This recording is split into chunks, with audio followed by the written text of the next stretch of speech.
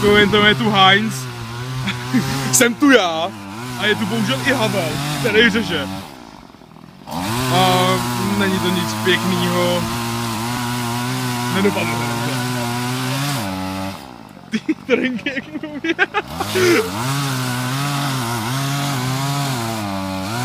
Vidíte Havelovo trencle.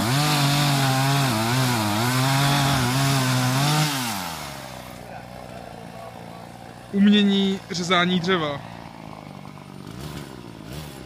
Level všichni jsme mrtví.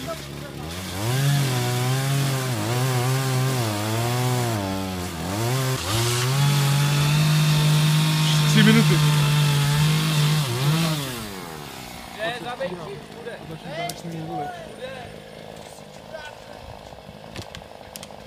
Už se to vyvrací a je dole!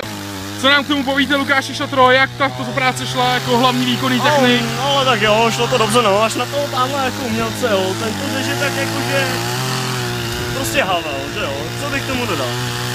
A co vy, Matěj Výzku? Je to prostě jako chata neumístím. Ano, to je dost výstižné a děkuji vám za tento rozhovor a já se loučím. Čím? Hej, vy čuráci, já se rozmrdám nejde. A dělej, vole.